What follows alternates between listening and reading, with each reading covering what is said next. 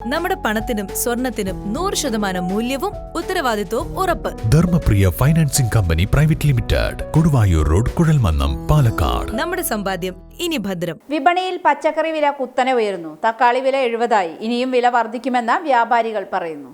മലയാളിയുടെ തീന്മേശകളിൽ നിന്നും ഒഴിവാക്കാനാകാത്ത ഒന്നാണ് പച്ചക്കറികൾ. മത്സ്യ മാംസ വിഭവങ്ങളെക്കാൾ മലയാളികൾക്ക് പഥ്യം പച്ചക്കറി തന്നെ. എന്നാൽ പച്ചക്കറി വില കേട്ടാൽ തന്നെ ഞെട്ടും. ഒരു നിയന്ത്രണവുമില്ലാതെ വില മുന്നോട്ട് കുതിക്കുകയാണ്.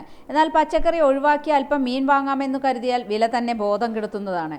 സാധാരണക്കാരൻ്റെ മത്സ്യവിഭവമായ മത്തി അഥവാ ചാള ഇപ്പോൾ താരമായി മാറിയിരിക്കുകയാണ്.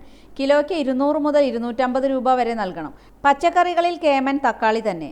തുടുത്തുപഴുത്ത് തക്കാളി 1 കിലോ ലഭിക്കണമെങ്കിൽ വില 70 നൽകണം. സബോളയും ചെറിയ ഉള്ളിയും ഒന്നും തന്നെ ഒട്ടും പിന്നിലല്ല.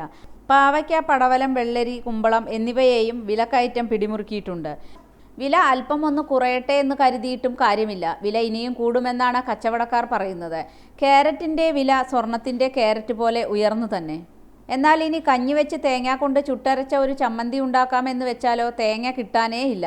വിലയാകട്ടെ 40 കടക്കുന്നു.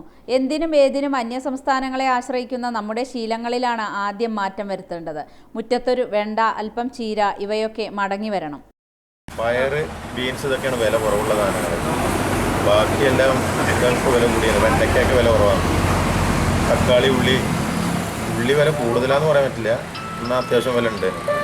പിന്നെ തക്കാളി വില കൂടിയിട്ടുണ്ട്. പിന്നെ ബീൻസ് ഒക്കെ വില കുറവ്. ക്യാരറ്റ് വില കൂടുതലാണ്. അതുപോലെ ബീട്രൂട്ട് ഒക്കെ 60 ഒരു ഐറ്റം ഉണ്ട്.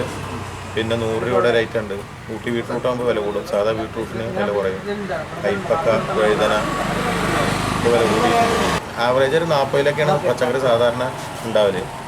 40-ൻ്റെ ഒരു സാധനം ഇപ്പോൾ ഇല്ല. ഒക്കെ 50, 60, 70, 100ഒക്കെയാണ് എല്ലാ സാധനവും.